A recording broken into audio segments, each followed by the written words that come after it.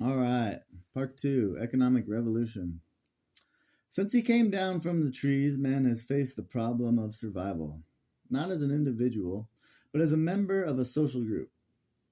His continued existence is testimony to the fact that he has succeeded in solving the problem.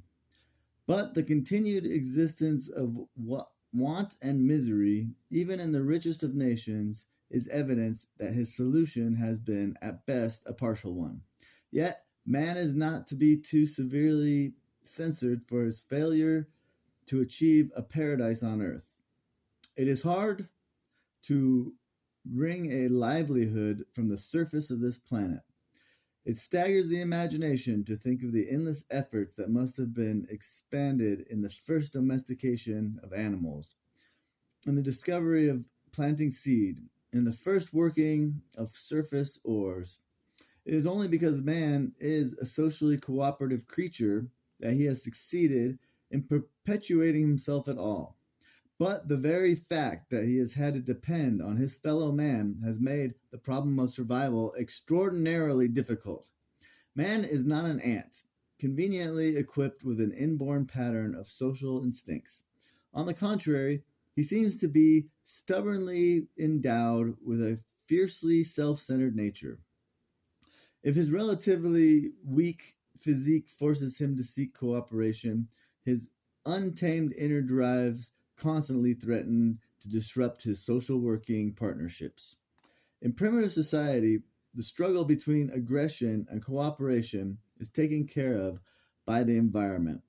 When the specter of starvation looks a community in the face every day, as with the Eskimos or the African hunting tribes, the pure need for self preservation pushes society to the cooperative completion of its daily tasks. But in an advanced community, this tangible pressure of the environment is lacking. When man no longer works shoulder to shoulder in tasks directly related to survival, indeed, when half or more of the population never touches the earth, enters the mines, builds with the hands, or even enters a factory, the perpetuation of the human animal becomes a remarkable social feat. So remarkable, in fact, that society's existence hangs by a hair. A modern community is at the mercy of 1,000 dangers. If its farmers should fail to plant enough crops, if its railroadmen should take it into their heads to become bookkeepers, or its bookkeepers should decide to become railroadmen, if too few should offer their services as miners, puddlers of steel, candidates for engineering degrees, in a world, in a word, if any of 1,000 intertwined tasks of society should fail to get done, industrial life would soon become hopelessly disorganized. Every day, the community faces the possibility of breakdown, not from the forces of nature, but from the sheer human unpredictability. Over the centuries, man has found only three ways of guarding against this calamity. He has entered his he he has inserted sorry he has ensured his continuity by organizing his society around tradition, by handing down the words become other words when you think they're going to be something, I guess. By handing down the varied and necessary tasks from generation to generation, according to custom and usage. Son follows father, and a pattern is preserved. In ancient Egypt, says Adam Smith, every man was bound by a principle of religion to follow the occupation of his father, and was supposed to commit the most horrible sacrilege if he changed it for another. Similarly, in India, until recently, certain occupations were traditionally assigned by caste. In fact, in much of the unindustrialized world, one is still born to another's mater. or society can solve the problem differently. It can use the whip of central authoritarian rule to see that its tasks get done. The pyramids of ancient Egypt did not get built because some enterprising contractor took it into his head to build them, nor do the 5 year plans of the Soviet Union get carried out because they happen to accord with hand me down custom or individual self interest. Both Russia and Egypt are authoritarian societies. Politics aside, they have ensured their economic survival by the edict of authority and by the penalties that supreme authority sees fit to issue. For countless centuries, man dealt with the problem of survival according to one or the other of these solutions, and as long as the problem was handled by tradition or command, it never gave rise to that special field of study called economics. Although the societies of history have shown the most astonishing economic diversity, although they have exalted kings and commissioners, used dried codfish and immovable stones for money, distributed their goods in the simplest communistic patterns or in the most highly ritualistic fashion. So long as they ran by custom or command, they needed no economists to make them comprehensible. Theologians, political theorists, statesmen, philosophers, historians, yes, but strange as it may seem, economists, no. For the economists waited upon the invention of a third solution to the problem of survival. They waited upon the development of an astonishing game in which society assured its own continuance by allowing each individual to do exactly as he saw fit, provided he followed a central guiding rule. The game was called the market system, and the rule was deceptively simple. Each should do what was to his best monetary advantage. In the market system, the lure of gain, not the pull of tradition or the whip of authority, steered each man to his task. And yet, although each was free to go wherever his acquisitive nose directed him, the interplay of one man against another resulted in the necessary task of society getting done. It was this paradoxical, subtle, and difficult solution to the problem of survival that called forth the economist. For unlike the simplicity of custom and command, it was not all obvious that with each man out only for his own gain, society could in fact endure. It was by no means clear that all the jobs of society, the dirty ones as well as the plush ones, would be done if custom and command no longer ran the world. When society no longer obeyed one man's dictates, who was to say where it would end? It was the economists who undertook to explain this puzzle. But until the idea of the market system itself had gained acceptance, there was no puzzle to explain. And until very few centuries ago, men were not at all sure that the market system was not to be viewed with suspicion, distaste, and distrust. The world had gotten along for centuries in the comfortable rut of tradition and command. To obtain this security for the dubious and perplexing security of the market system, nothing short of revolution was required. It was the most important revolution from the point of view of shaping modern society that ever took place. Fundamentally more disturbing by far than the French, American, or even the Russian revolutions. To appreciate its magnitude, to understand the wrenching which it gave society, we must immerse ourselves in that earlier and long forgotten world from which our own society finally sprang. Only then will it be clear why the economists had so long to wait. First stop, France, the year 1305. It is a fair we visit.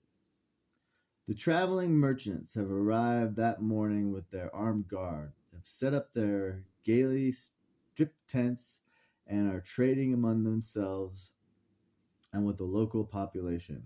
A variety of exotic goods is for sale: silks and taffetas, spices and perfumes, hides and furs.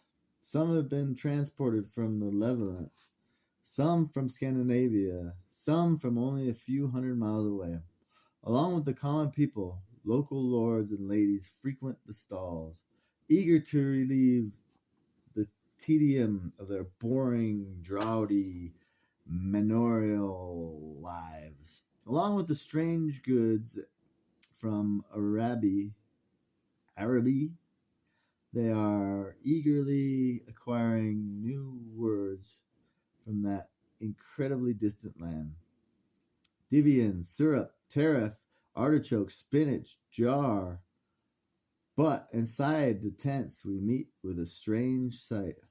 Books of business open on the table, or sometimes no more than notebooks of transactions. A sample extract from one merchant reads, "Owed 10 gulden by a man since Whitsuntide." I forgot his name. Calculations are made largely in Roman numerals, and sums are often wrong. Long division is reckoned as something of a mystery, and the use of zero is not clearly understood. And for all the gaudiness of the display of the excitement of the people, the fare is a small thing. The total amount of goods which comes into France in a year over the St. Gothard Pass on the first suspension bridge in history would not fill a modern freight train. The total amount of merchandise carried in the great Venetian fleet would not fill one modern steel freighter. Next stop, Germany, the year 1550. ODD. Andreas Reif, a merchant, bearded and fur-coated, is coming back to his home in Baden. He writes a letter to his wife that he has visited 30 markets and is troubled with the saddle burn. He is even more troubled by the nuances of the times. As he travels, he is stopped approximately one every 6 miles to pay a customs toll. Between Basel and Cologne, he pays 31 levies. And that is not all. Each community he visits has its own money, its own rules and regulations, its own law and order. In length, 9 different square measures, 65 different dry measures, 165 different measures for cereals, and 123 for liquids, 63 special measures for liquor, and 80 different pound weights. We move on. We are in Boston, the year 1644. A trial is in progress. One Robert Cagnier, an ancient professor of the gospel, a man of eminent parts, wealthy, and having but one child, and having come over for conscience sake, and for the advancement of the gospel, is charged with a heinous crime. He has made over 6 pence profit on the shilling, an outrageous gain. The court is debating whether to excommunicate him for his sin, but in view of his spotless past, it finally relents and dismisses him with a fine of 200 pounds. But poor Mr. Cagnier is so upset that before the elders of the church he does, with tears, acknowledge his own covetous and corrupt heart. The minister of Boston cannot resist this golden opportunity to profit from the living example of a wayward sinner, and he uses the example of Cagnier's avarice to thunder forth in his Sunday sermon on some false principles of trade. Among them are these: that a man might sell as dear as he can and buy as cheap as he can. 2. If a man lose by casualty of sea, etc., in some of his commodities, he may raise the price of the rest. 3. That he may sell as he bought, though he paid too dear. All false, false, false, cries the minister. To seek riches for riches' sake is to fall into the sin of avarice.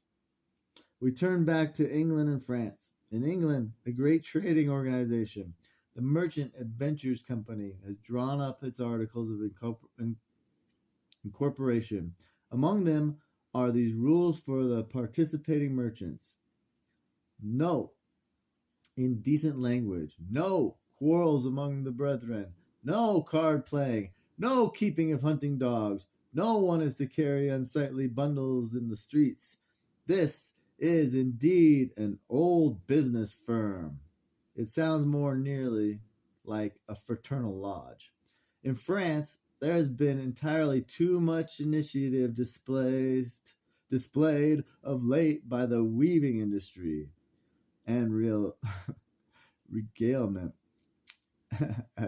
has been promulgated by Colbert in 1666 to get away from this dangerous and disruptive tendency.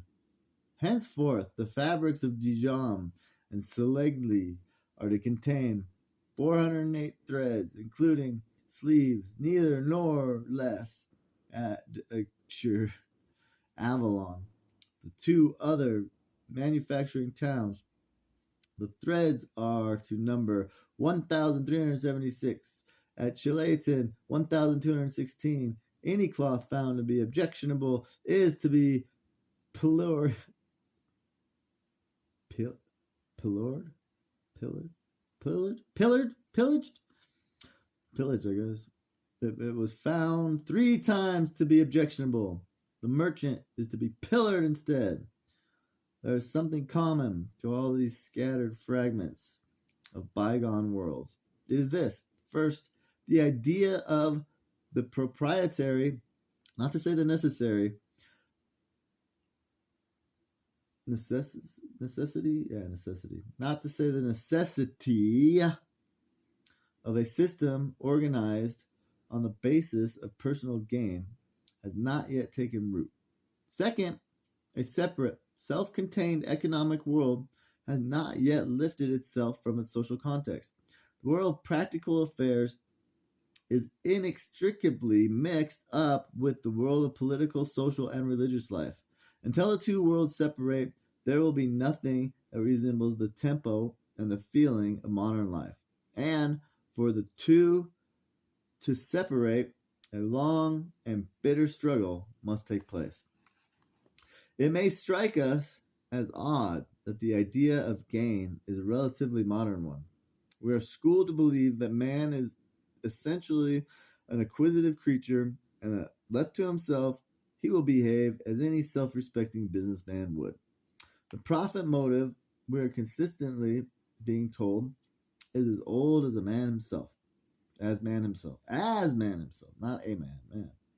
But it is not. The profit motive, as we know it, is only as old as modern man. Even today, the notion of gain for gain's sake is foreign to large portion of the world's population, and it has been conspicuous by its absence over most of recorded history. Sir William Petty, an astonishing 7th century character who was in his lifetime cabin boy, hawker, clothier, physician, professor of music, and founder of a school named Political Arithmetic, claimed that when wages were good, labor was scarce to be had at all. So, licentious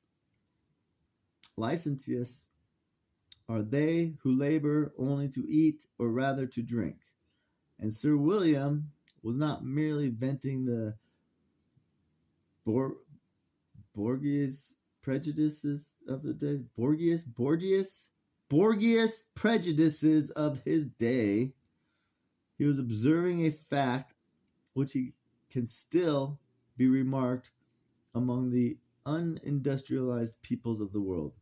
A raw working force, unused to wage work, uncomfortable in factory life, unschooled to the idea of ever-rising standard of living, will not work harder if wages rise. It will simply take more time off. The idea of gain, the idea that each man not only may, but should constantly strive to better his material lot, is an idea which was quite foreign to the great lower and middle strata of Egyptian, Greek, Roman, and medieval cultures.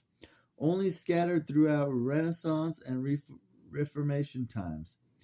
The largely absent in the majority of Eastern civilizations as a ubiquitous characteristic of society.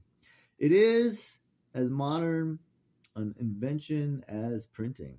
Not only is the idea of gain by no means as universal as we sometimes suppose, but the social sanction of gain is an even more modern and restricted development. In the Middle Ages, the church taught that no Christian ought to be a merchant. And behind that dictum lay the thought that merchants were disturbing yeast in the leaven of society. In Shakespeare's time, the object of life for the ordinary citizen, for everybody in fact, except the gentility, was not to advance his station in life, but to maintain it. Even to our pilgrim forefathers, the idea that gain might be a tolerable, even a useful goal in life would have appeared as nothing short of a doctrine of the devil. Wealth, of course, there has always been a covetousness. There has always been, and covetousness is at least as old as biblical tales. But there is a vast deal of difference between the envy inspired by the wealth of a few mighty personages and general struggle for the wealth diffused throughout society. Merchant adventures have existed as far back as Phoenician sailors and can be seen all through history in the spectaculars of Rome, the trading Venetians, the Hanseatic League, and the great Portuguese and Spanish voyagers who sought a route to the Indies and to their personal fortunes. But the adventures of a few are a far different thing from an entire society moved by the adventure spirit. Take, for example, the extraordinary family of the Fuggers, the great bankers of the 16th century. At their height, the Fuggers owned gold and silver mines, trade concessions, and even the right to coin their own money. Their credit was far greater than the wealth of the kings and emperors whose wars and household expenses they financed. But when old Anton Fugger died, his eldest nephew, Hans Jacob, refused to take over the banking empire on the ground that the business of the city and his own affairs gave him too much to do. Hans Jacob's brother George said he would rather live in peace. Third nephew, Christopher, was equally uninterested. None of the potential heirs to a kingdom of wealth apparently thought it was worth the bother. Apart from the kings, those that were solvent, and a scattering of families like the Fuggers, the early capitalists were not the pillars of society, but often its outcasts and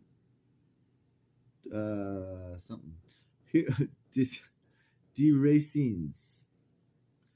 Here and there, as enterprising lad like St. Godric of Finchale would start as a beachcomber, gather enough wares from the wrecks of ships to become a merchant, and after making his fortune, retire in sanctuary as a hermit. But such men were few, as long as the paramount idea was that life on earth was only a trying preamble to life eternal. The business spirit was neither encouraged nor did it find spontaneous nourishment. Kings wanted treasure, and for that they fought wars. The nobility wanted land, and since no self-respecting nobleman would willingly sell his ancestral estates that entailed conquest to But most people, serfs, village craftsmen, even masters of the manufacturing guilds, wanted to be left alone to live as their fathers had and as their sons would in turn. The absence of the idea of gain as a normal guide for daily life, in fact, the positive dispute with which the idea was held by the church, constituted one enormous difference between the strange world of the 10th to 6th centuries and the world that began, a century or two before Adam Smith, to resemble our own.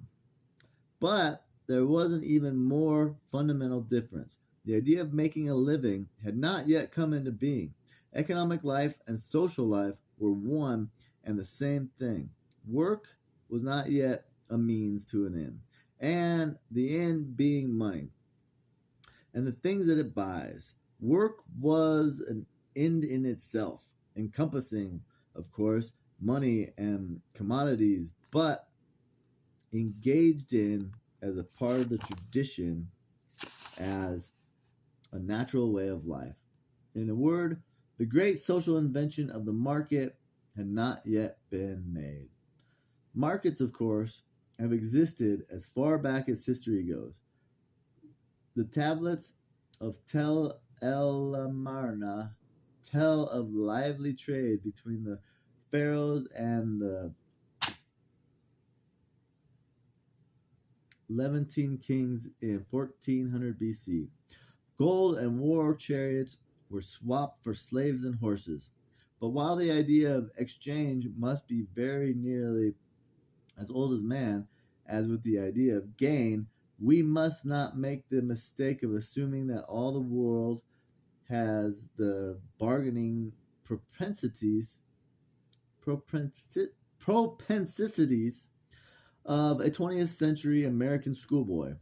Purely by way of curious illustration, it is reported that among the New Zealand Maoris, you cannot ask how much food a bonito hook is worth, for such a trade has never been made, and the question would be regarded as ridiculous by way of turnabouts. However, in some African communities, it is perfectly legitimate to inquire how many oxen a woman is worth, an exchange which we look upon as the Maoris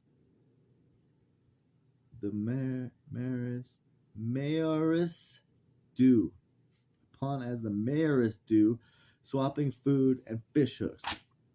Although, where dowries still exist, they narrow the gap between us and the Africans. But markets, whether they be exchanges between primitive tribes where objects are casually dropped on the ground, or the exciting traveling fairs of the Middle Ages, are not the same as the market system. For the market system is not just a means of exchanging goods. It is a mechanism for sustaining and maintaining an entire society. And that mechanism was far from clear to the minds of the medieval world. The concept of widespread gain was blasphemous enough, as we have seen. The broader notion that the general struggle for gain might actually bind together a community would have been held as little short of madness. There was a reason for this blindness. The Middle Ages, the Renaissance, the Reformation, indeed the whole world until the 16th or 17th centuries could not envisage the market system for the thoroughly sound reason that land, labor, and capital, the basic agents of production which the market system allocates, did not yet exist. Land, labor, and capital, in the sense of soil, human beings, and tools, are of course coexistent with society itself. But the idea of abstract land or abstract labor did not immediately suggest itself to the human mind, any more than did the idea of abstract energy or matter. Land, labor, and capital as agents of production, as impersonal, dehumanized economic entities, are as much modern concept as calculus. Indeed, they are not much older. Take, for example, land. As late as the 14th or 15th century, there was no land, at least in the modern sense of freely salable rent producing property. There were lands, of course, estates, manors, and principalities, but these were emphatically not real estate to be bought and sold as the occasion warranted. Such lands formed the core of social life, provided the basis for prestige and status, and constituted the foundation for military, judicial, and administrative organization of society. Although land was salable under certain conditions with many strings attached, it was not generally for sale. A medieval nobleman in good standing would no more have thought of selling his land than the governor of Connecticut would think of selling a few countries to the governor of Rhode Island. And the same lack of stability was true for labor. When we talk of the labor market today, we mean the endless bargaining process in which individuals sell their services to the highest bidder. There simply was no such process in the pre-capitalist world. There was a vast hodgepodge of serfs, apprentices, and journeymen who labored, but most of this labor never entered a market to be bought and sold in the country. The peasant lived tied to his lord's estate. He baked at the lord's oven and ground at the lord's mill, tilled the lord's fields, and served his lord in war. But he was rarely, if ever, paid for any of his services. These were his duties as a serf, not the labor, but of a freely contracting agent. In the towns, the apprentice entered the service of a master. The length of his apprenticeship, the number of his colleagues, his rate of pay, his hours of work, the very methods he used were all regulated by the guild. There was little or no bargaining between servant and master except for sporadic strikes when conditions became intolerable.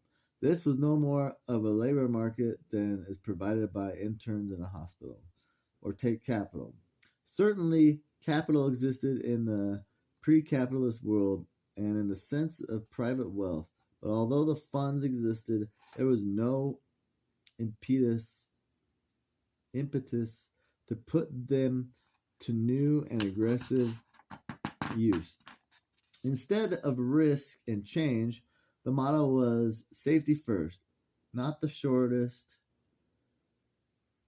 the most efficient, but the longest and most labor-consuming process was the preferred technique of production.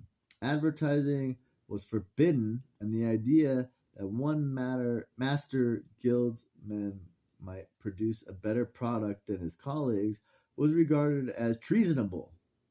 In 16th century England, when mass production and the weaving trade first reared its ugly head, the looms and the service staff, including butchers and bakers, to take care of the working force, was thereupon outlawed by His Majesty. Such efficiency and concentration of wealth would set a bad precedent. Hence, the fact that the medieval world could not conceive the market system rested on the good and sufficient reason that it had not yet conceived the abstract elements of production itself. Lacking land, labor, and capital, the Middle Ages lacked the market. And lacking the market, despite its colorful local marts and traveling fairs, society ran by custom and tradition. The lords gave orders, and production waxed and waned accordingly. Where no orders were given, life went on in its established groove. Had Adam Smith lived in the years before 1400, he would have felt no need to construct a theory of political economy. There was no mystery to penetrate in understanding what made the Middle Ages hang together, and no veil to pierce to discover both order and design. Ethics and politics, yes, there was much to be explained and rationalized in the relations of lower lords and higher lords to kings, and a great deal to be puzzled over in the conflict between the teachings of church and the incorrigible tendencies of the merchant class. But economics, no. Who would look for abstract laws of supply and demand or cost or value when the explanation of the world lay like an open book in the laws of the manor and the church and the customs of a lifetime? Adam Smith might have been a great moral philosopher in that earlier age, but he could never have been a great economist. There would have been nothing for him to do. There would be nothing for any economist to do for several centuries until this great self-reproducing, self-sufficient world erupted into the bustling, scurrying free-for-all of the 18th century. Erupted is perhaps too dramatic a word, for the change would take place over centuries rather than in a single violent spasm. But the change, long drawn out, though it was not a peaceful evolution, it was an agonized convulsion of society, a revolution. Just to commercialize the lamb, to convert the hierarchy of social relationships into so many vacant lots and advantageous sites required nothing less than the uprooting of an entrenched feudal way of life, to make workers out of sheltered serfs and apprentices, no matter how exploitative, the cloak of paternalism may have been, required the creation of a frightened, disoriented class called the proletariat. To make capitalists out of guildmasters meant that the laws of the jungle had to be taught to the timid denizens of the barnyard. Denizens? I don't know. Hardly a peaceful prospect. Any of this.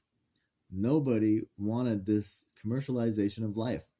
How bitterly it was resisted can only be appreciated if we take one last journey back to watch the economic revolution taking place. We are back in France, the year 1666. The capitalists of the day face a disturbing challenge which the widening market mechanism has inevitably brought in its wake change. The question has come up whether a guildmaster of weaving industry should be allowed to try an innovation in his product. The verdict: if a cloth weaver intends to process a piece according to his own invention, he must not set it on the loom, but should obtain permission from the judges of the town to employ the number and length of threads that he desires. After the question has been considered by 4 of the oldest merchants and 4 of the oldest weavers of the guild, one can imagine how many suggestions for change were tolerated. Shortly after the matter of the cloth weaving has been disposed of, the button makers' guild raises a cry of outrage. The tailors are beginning to make buttons of cloth, an unheard of thing. The government, indigent that an innovation should threaten a settled industry, imposes a fine on the cloth button makers and even on those who wear cloth buttons. But the wardens of the Button Guild are not yet satisfied. They demand the right to search people's homes and wardrobes and even to arrest them on the streets if they are seen wearing these subversive goods. But this dread of change and innovation is not just the cosmic resistance of a few frightened merchants. Capital is fighting in earnest against change, and no holds are barred. In England, a revolutionary patent for a stocking frame is not only denied in 1623, but the Privy Council orders the dangerous contraption abolished. In France, the importation of printed calicos is threatening to undermine the clothing industry. It is met with measures which cost the lives of 16,000 people in Valence alone.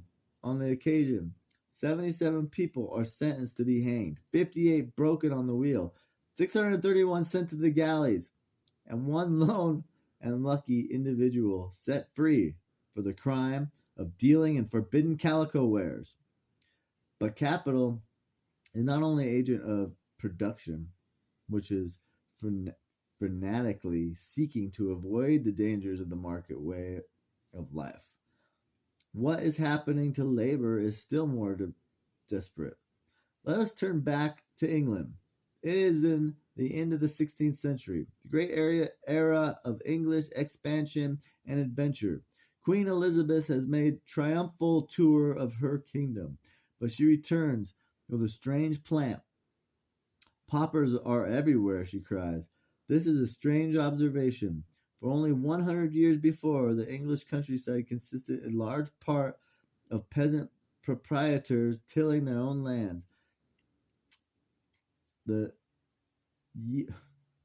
yeomen, the pride of England, the largest body of independent, free, and prosperous citizens in the world, now paupers are everywhere.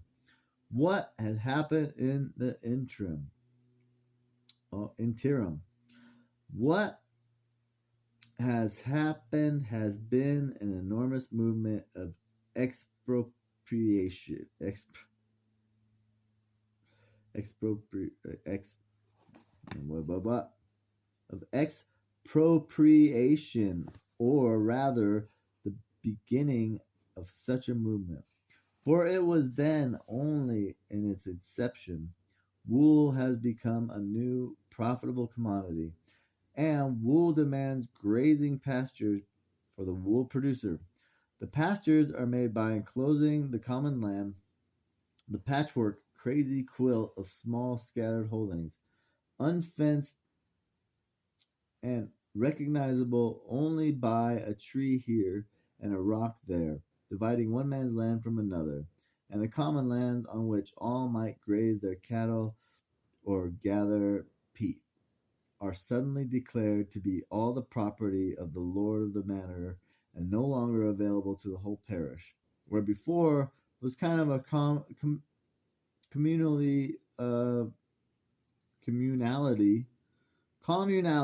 ownership. Now, there's private property, where there were yeomen. Now there are sheep. One John Hales in 1549 wrote, where XL persons had their livings, now one man and his shepherd hath all. Yes, those sheep is the cause of all these mischiefs. For they have driven husbandry out of the countries, by the which was increased before all need of victual, and now altogether sheep. It is almost impossible to imagine the scope and impact of the process of enclosure. As early as the middle of the 16th century, riots had been broken out against it. In one such uprising, 3,500 people were killed. By the mid-18th century, the process was still in full swing. Not until the mid-19th would it run its terrible historic course. Thus, in 1820, nearly 50 years after the American Revolution, the Duchess of Sutherland dispossessed 15,000 tenants from 794,000 acres of land, replaced them with 131,000 sheep, and by way of compensation rented her evicted families an average of 2 acres of submarginal land each. But it was not merely the wholesale land grabbing that warrants attention. The tragedy is what happened to the peasant. Deprived of the right to use common land, he could no longer maintain himself as a farmer. Since no factories were available, he could not even, if he had wanted to, metamorphose into fact metamorphosize into a factory worker. Instead, he became that most miserable of all social classes, an agricultural proletarian. And where agricultural work was lacking, a beggar, sometimes a robber, usually a pauper. Terrified at the alarming increase in pauperism throughout the country, the English Parliament tried to deal with the problem by localizing it. It tied paupers to their parishes for a pittance of relief and dealt with wanderers by whipping, branding, and mutilation. A social reformer of the time of Adam Smith seriously proposed to deal with the migrant pauper by confining him to institutions for which he candidly suggested the name Houses of Terror. But what was worst of all was that the very measures which the country took to protect itself from the pauper, tying him to his social parish where he could be kept alive on poor relief, prevented the only possible solution to the problem. It was not that the English ruling classes were utterly heartless and cruel. Rather, they failed to understand the concept of a fluid, mobile labor force which would seek work wherever work was to be found, according to the dictates of the market. At every step, the commercialization of labor, like the commercialization of capital, was feared, fought, and misconceived. The market system, with its essential components of land, labor, and capital, was born in agony, an agony that began in the 13th century and did not run its course until well into the 19th. Never was a revolution less well understood, less welcomed, less planned, but the great market-making forces would not be denied. Insidiously, they ripped apart the mold of custom. Insolently, they tore away the usages of tradition. For all the clamor of the button makers, cloth buttons won the day. For all the action of the Privy Council, the stocking frame became so valuable that in another 70 years, the same Privy Council would forbid its exportation. For all the breakings on the wheel, the trade in calicos increased apace over the last-ditch opposition from the old guard. Economic land was created out of ancestral estates and over the wails of protest from employees and masters alike. Economic labor was ground out of unemployed apprentices and disposed farm laborers. The great chariot of society, which for so long had run down the gentle slope of tradition, now found itself powered by an internal combustion machine. Transactions, and gain proved a new and startlingly powerful motive force. What forces could have been sufficiently powerful to smash a comfortable and established world and institute in its place this new unwanted society? There was no single massive cause. The new way of life grew inside the old, like a butterfly inside a chrysalis. And when the stir of life was strong enough, it burst the old structure asunder. It was not great events, single adventures, individual laws, or powerful personalities which brought about the economic revolution. It was a process of internal growth. First, there was the gradual emergence of national political units in Europe. Under the blows of peasant wars and kingly conquest, the isolated existence of early feudalism gave way to centralized monarchies, and with monarchies came the growth of the national spirit. In turn, this meant royal patronage for favored industries such as the great French tapestry works and the development of armadas and armies with all their necessary satellite industries. The infinity of rules and regulations which plagued Andreas Reif and his fellow 16th century traveling merchants gave way to common laws, common measurements, common currency. An aspect of the political change which was revolutionizing Europe was the encouragement of foreign adventure and exploitation or exploration. In the 13th century, the brothers Polo went to unprotected merchants on their daring journey into the land of the Great Khan.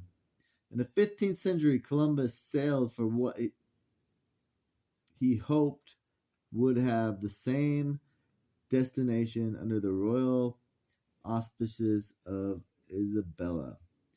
The change from private to national exploration was part and parcel of the change from private to national life. And in turn, the great national adventures of the English and Spanish and Portuguese sailor capitalists brought a flood of treasure and treasure consciousness back to Europe. Gold, Christopher Columbus had said, is a wonderful thing. Whoever possesses it is master of everything he desires. With gold, one can even get souls into heaven. The sentiments of Christopher Columbus were the sentiments of an age and hastened the advent of a society oriented toward gain and chance and activated by the chase after money. Be it noted, in passing, that the treasures of the East were truly fabulous, with a share received as a stockholder in Sir Francis Drake's voyage of the Golden Hind. Queen Elizabeth paid off all England's foreign debts, balanced its budgets, and invested abroad a sum large enough at compound interest to account for Britain's entire overseas wealth in 1930. A second great current of change was to be found in the slow decay of the religious spirit under the impact of the skeptical, inquiring, humanist views of the Italian Renaissance. The world of today elbowed aside the world of tomorrow, and as life on earth became more important, so did the notion of material standards and ordinary comforts. Behind the change of religious tolerance was the rise of Protestantism,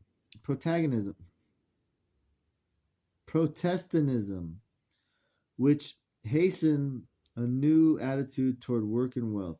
The Church of Rome had always regarded the merchant with a dubious eye and had not hesitated to call usury a sin.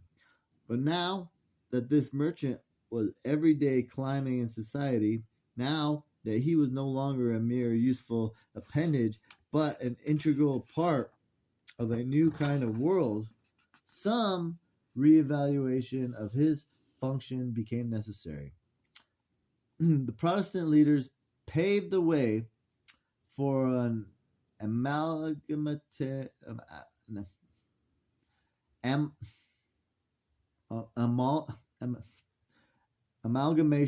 of spiritual and temporal life. Far from eulogizing the life of poverty and spiritual contemplation as separate from worldly life, it became the part of positive piety to make the most of one's God-given talents in daily business. Acquisitiveness became a regarded virtue, not immediately for one's private enjoyment, but for the greater glory of God. From here, it was only a step to the identification of riches, with spiritual excellence, and of rich men with saintly ones. In the 12th century, a local folk tale tells of a usurer about to be married who was crushed by a falling statue as he was entering the church. On examination, the statue was also of a usurer, thus revealing God's displeasure with dealers in money. Even in the mid 1600s, as we may remember, poor Robert Kanye collided head on with the Puritan religious authorities because of his business practices. In such an atmosphere of hostility, it was not easy for the market system to expand. Hence, the gradual acceptance by the spiritual leaders of the innocuousness. Indeed, the benefits of the market way was essentially for the full growth of the system. Still, another deep current lies in the slow social changes that eventually made the market system possible.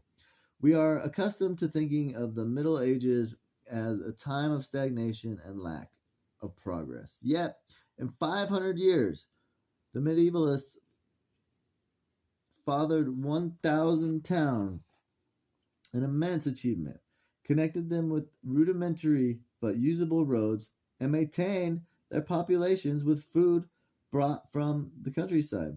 All this developed the familiarity with money and markets and the buying and selling way of life. Progress was not only a matter of the slow urbanization, there was technical progress too, of a vastly important sort. The commercial revolution could not begin until some form of rational money accounting had developed. Although the Venetians of the 12th century were already using sophisticated accounting devices, the merchants in Europe were a little better than schoolboys in their accounting ignorance. It took time for the recognition of the need for bookkeeping to spread. Not until the 17th century was double entry a standard practice, and not until money was rationally accounted for could large-scale businesses operation run successfully. Perhaps most important of all in the perseverances of its effect was the rise in scientific curiosity. Although the world would wait until the age of Adam Smith for its cataclysmic burst of technology, the Industrial Revolution could not have taken place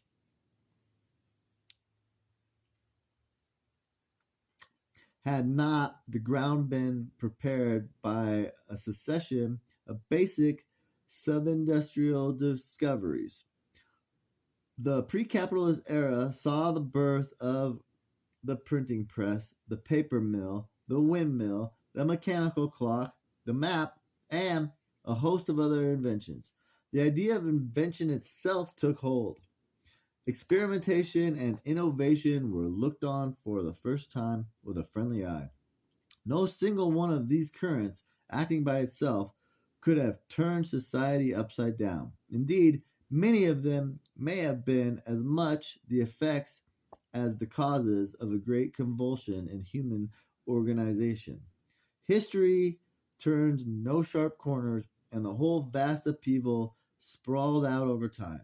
Evidences of the market way of life sprang up side by side with older traditional ways, and remnants of the former day persisted long after the market had for all practical purposes taken over as the guiding principle of economic organization. Thus, guilds and feudal privileges were not finally abolished in France until 1790, and the statute of artificers, which regulated guild practices in England, was not repealed until 1813. But by the year 1700, 33 years before Adam Smith was born, the world which had tried Robert Kanye prohibited merchants from carrying unsightly bundles, worried over just prices, and fought for the privilege of carrying on in its father's footsteps was on the wane. In its place, society had begun to heed a new set of self evident dicta. Some of them are every man is naturally covetous of lucre, lucre, what? Luck? I don't know. No laws are prevalent against gain. Gain is the center of the circle of commerce. A new idea had come into being economic man, a pale wraith of a creature who follows his adding machine brain wherever it leads him. The textbooks will soon come to talk of Robinson Crusoes on desert isles who will organize their affairs as if they were so many penny pinching accountants. In the world of affairs, a new fever of wealth and speculation has gripped Europe. In France, in 1718, a Scottish adventurer named John Law organized a wild blue sky venture known as the Mississippi Company. Selling shares is an enterprise which would mine the mountains of gold in America. Men and women fought in the streets for the privilege of winning shares. Murders were committed. Fortunes made overnight. One hotel waiter netted 30 million livres. When the company was about to topple with frightful losses for all investors, the government sought to stave off disaster by rounding up 1,000 beggars, arming them with picks and shovels, and marching them through the streets of Paris as a band of miners off for the land of El Dorado. Of course, the structure collapsed. But what a change from the timid capitalists of 100 years ago to the get-rich-quick mobs jostling in the rue of Quincampoix. What? What? I know. That's Quincampoix. Whatever. What the money-hungry public. This must have been a swallow. Oh, this must have been to swallow such a bare-faced fraud. No mistake about it. The travail was over and the market system had been born. The problem of survival was henceforth to be solved neither by custom nor by command, but by the free action of profit-seeking men bound together only by market itself. The system was to be called capitalism, and the idea of gain, which underlay it, was so firmly rooted that men would soon vigorously affirm that it was an eternal and omnipresent attitude. The idea needed a philosophy. The human animal, it is repeatedly said, is distinguished above all by his self-consciousness. This seems to mean that having set up his society, he is not content to let things be. He must tell himself that the particular society in which he lives is the best of all possible societies, and that the arrangements within it mirror in their own small way the arrangements which Providence has made outside. Hence, every age breeds its philosophers, apologists, critics, and reformers. But the questions with which the earliest social philosophers concerned themselves were focused on the political rather than the economic side of life. As long as custom and command ruled the world, the problem of riches and poverty hardly struck the earlier philosophers at all, other than to be accepted with a sigh or railed at as another sign of man's inner worthlessness.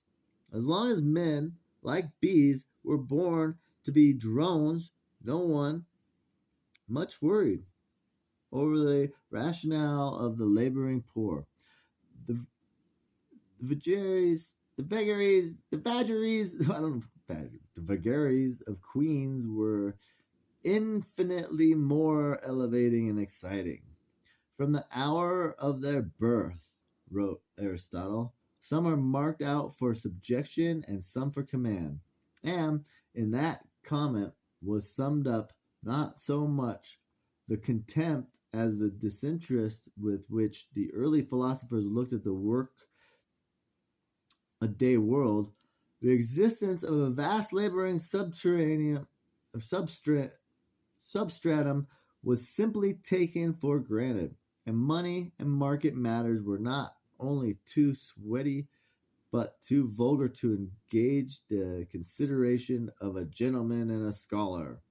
It was the rights of kings, divine and otherwise, and the great questions of power temporal and power spiritual, which provided the arena for the contest of ideas, not the presentations of pushy merchants.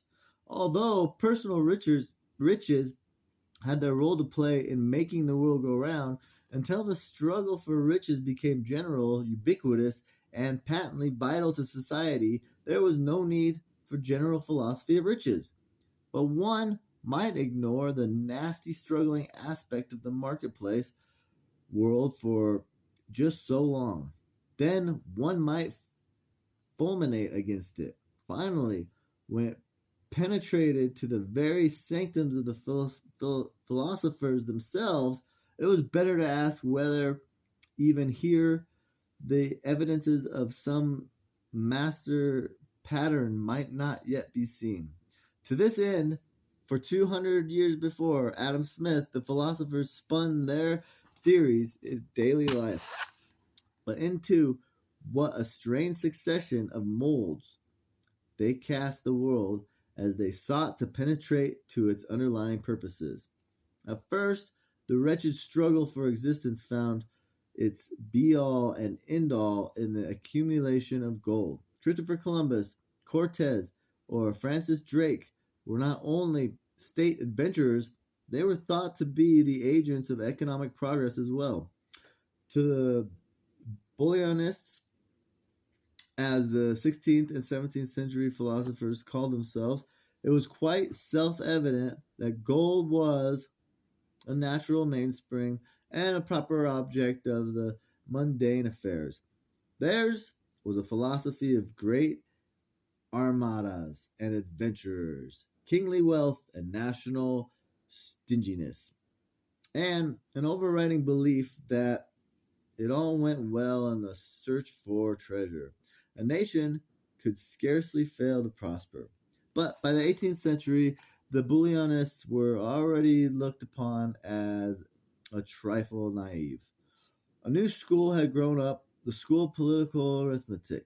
And for the political arithmeticians, the great unifying principle of society was not treasure, but commerce itself. Hence, the philosophical question to which they addressed themselves was not how to corner the gold market, but how to create ever more and more wealth by assisting the rising merchant class in the furtherance of its tasks. The new philosophy brought with it new social problem: how to keep the poor poor. It was generally admitted that unless the poor were poor, they could not be counted upon to do an honest day's toil without asking for an exorbitant wages. To make society happy, wrote a leading moralist in 1723, it is necessary the great numbers should be wretched as well as poor. So the political arithmeticians looked on the cheap agricultural and industrial labor of England and gravely nodded approval. But gold and commerce were by no means the only ideas that superimposed some kind of order over the chaos of daily life. There were countless pamphleteers, parsons, cranks, and bigots who sought the justification of the damnation for society in a dozen different explanations. But the trouble was, all the models were so unsatisfactory. One man said, "A nation obviously must not buy more than it sells," while another as stoutly maintained that a nation was quite obviously better off if it took in more than it gave in exchange. Some insisted it was trade which made a nation rich and exalted the trader. Others argued that trade was only a parasitical growth on the strong body of the farmer. Some said the poor were meant by God to be poor, and even if they weren't, their poverty was essential to the wealth of the nation. Others saw in pauperism a social evil and could not see how poverty could create wealth. Out of the melee of contradictory rationalizations, one thing alone stood clear. Man insisted on some sort of intellectual ordering to help him understand the world in which he lived. The economic world loomed harsh and yet more and more important. No wonder Dr. Samuel Johnson himself said, "There is nothing which requires more to be illustrated by philosophy than the trade does." In a word, the time for the economists had arrived. Out of the melee came the philosopher of astonishing scope. Adam Smith published his Inquiry into the Nature of Causes of the Wealth of Nations in 1776, thereby adding a second revolutionary event to that fateful year. A political democracy was born on one side of the ocean. An economic blueprint was unfolded on the order. But while not all of Europe followed America's political lead, after Smith had displayed the first true taboo modern society, all of the Western world became the world of Adam Smith. His vision became the prescription for the spectacles of generations. Adam Smith would never have thought of himself as a revolutionist. He thought only explaining what to him was very clear, sensible, and conservative. But he gave the world the image of itself for which it had been searching. After the wealth of nations, men began to see the world about themselves with new eyes.